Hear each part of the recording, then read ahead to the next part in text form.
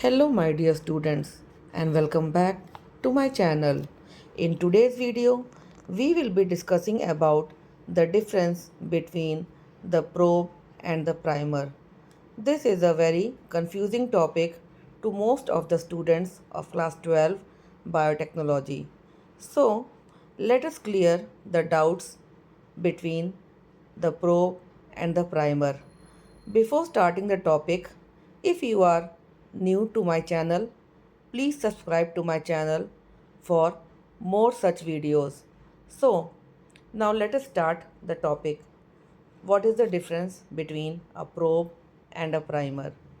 So, the basic difference between a probe and primer is that a probe is used to detect, locate, or identify a particular fragment of a DNA.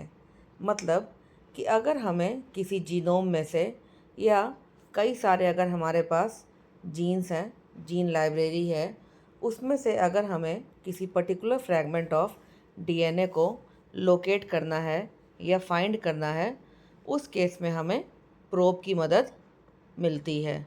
तो उस समय probe हमारा find करता है कि जिस gene को हम ढूंढना चाह रहे हैं वो कहाँ पर लोकेटेड है।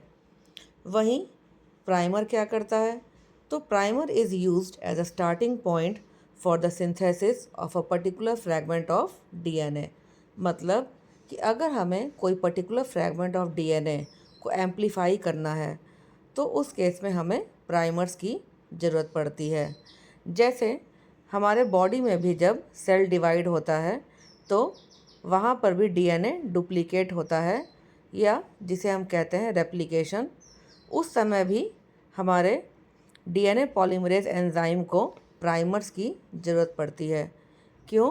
क्योंकि जो हमारी डीएनए पॉलीमरेज एंजाइम है वो बिना प्राइमर के अपना पॉलीमराइजेशन एक्टिविटी इनिशिएट नहीं कर पाती है। इसीलिए प्राइमर्स क्या करते हैं, एक स्टार्टिंग पॉइंट की तरह हेल्प करते हैं जिस पर हमारी डीएनए पॉलीमरेज एंजाइम आगे अपना काम कर सके। Now the next difference between the probe and the primer is that a probe may be double stranded और सिंगल स्ट्रैंडेड। मतलब कि प्रोब जो है वो हमारा डबल स्ट्रैंडेड भी हो सकता है और सिंगल स्ट्रैंडेड डीएनए भी हो सकता है। लेकिन जो हमारा प्राइमर होगा, the primer will be always single stranded. क्यों? क्योंकि प्राइमर अटैच होता है हमारे सिंगल स्ट्रैंडेड डीएनए से। जब हमारा डबल स्ट्रैंडेड डीएनए सेपरेट होता है सिंगल स्ट्रैंडेड फॉर्म में, तब हमारा जो प्राइमर होता है वो कॉम्प्लीमेंट्री बाइंडिंग से वहाँ पर अटैच होता है। Then the next difference is that a probe is generally shorter in length but may be longer.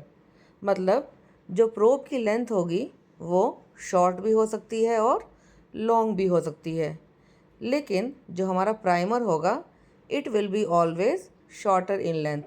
Primer की जो लंबाई होगी वो हमेशा छोटी होगी, इसीलिए हम कहते हैं शॉर्ट ओलिगो न्यूक्लियोटाइड। और एक ऑप्टिमम लेंथ जो एक प्राइमर की होनी चाहिए वो होती है 15 से 18 बेस पेयर की। प्राइमर्स के बारे में एक अलग से मैं वीडियो डालूँगी जिसमें मैं प्राइमर डिज़ाइन करना भी आप लोगों को बताऊँगी। तो नेक्स्ट डिफरेंस है कि जो हमारा प्रोब होगा वो सिंगल हो सकता है और कभी कभी किसी केस में हम दो प्रोब भी यूज़ करते हैं। लेकिन जो हमारा प्राइमर होता है वो जनरली पेयर में होता है। पेयर का मतलब कि दो रहेंगे हमारे प्राइमर। मतलब कि अगर हमें किसी पर्टिकुलर डीएनए फ्रैगमेंट को एम्पलीफाई करना है तो स्टार्टिंग पॉइंट और एंड पॉइंट दोनों के लिए हमारे पास प्राइमर्स होंगे। जो स्टार्टिंग पॉइंट वाला प्राइमर होगा उसे हम कहेंगे फॉरवर्ड प्राइमर और जो एंड पॉइंट में प्राइमर लगेगा उसे हम कहते हैं रिवर्स प्राइमर। तो primers is generally in pair. Then the next difference is that a probe is always labelled. That is, it may be fluorescently labeled or radioactively labeled, but the primer may be labeled or may not be labeled.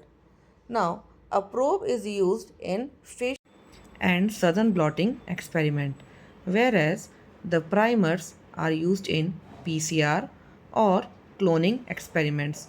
I hope that all your doubts would have been cleared in this video. If at all you have any doubt, please drop your question in the comment section of the video. Hope you liked the video. So please hit the like button and share it with your friends.